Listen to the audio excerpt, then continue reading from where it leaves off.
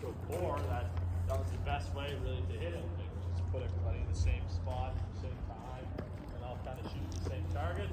So artillery was generally used in the same way. You know, they're going to have like several out either in a fort like this, or they're just going to have like one looking in one direction.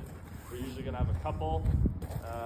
And out in the sort of battlefield, when you're using something like that over there, like a field gun, small one there with the big wheels, that, you know, you're going to have like 10, 12 of them ideally, and so you can all fire them pretty much at the same thing.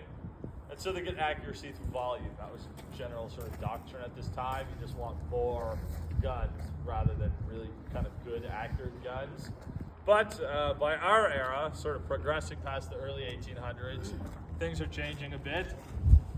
So rather than using these old smoothbore guns, we have stuff like this here. So this is a rifle muzzle loader. So it still loads in down through the barrel.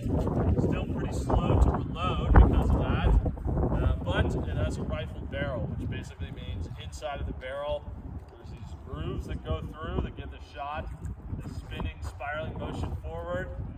Almost all modern firearms have the same sort of technology, rifled barrels, unless you're looking at like a shotgun, but even some of those have a rifled barrel.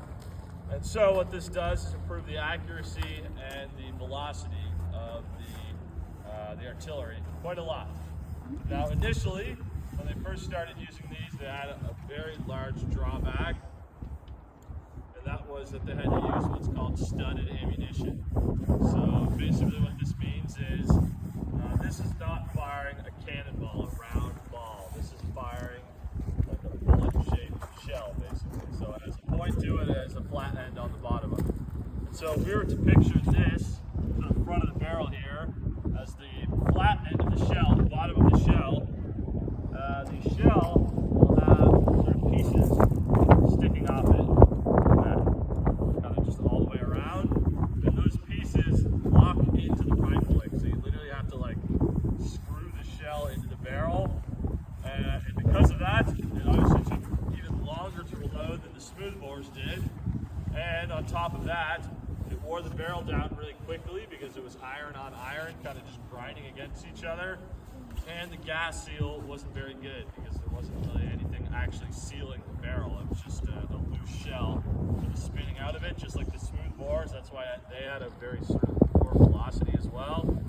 So to fix that, what they do is they put what's known as a gas seal on the bottom. I think that's what you call it, a gas seal or a gas block, maybe was the word. But basically what it is a lead plate that goes on the bottom of the shell. It's a bit more to it than that, but for the sort of most basic form, it is basically just a big flat lead plate that covers the whole bottom of the shell. And so, when it's fired, the lead is a very soft metal, obviously, and the pressure is enough between the back of the gun and the back of the shell to actually kind of pancake out that plate of lead. And so it then sort of bites into the rifling because it's smoothing out and it's moving very quickly. And so it automatically spins it. You don't need the studs on it anymore. So they get rid of the studs, they put the plate of lead on the bottom, and this creates a gas seal, so the velocity is increased immediately quite a bit. The length of or the sort of life of the barrel is increased because you don't have the iron on iron anymore. And the accuracy and the reload speed is still sort of maintained. And the reload speed is actually reduced because you don't have to screw the barrel in anymore. So it's sort of the next upgrade you see, the shell itself actually being upgraded to work better for these guns. However, it's still pretty slow to reload, even when you have the better ammunition compared to what would be most modern artillery that we have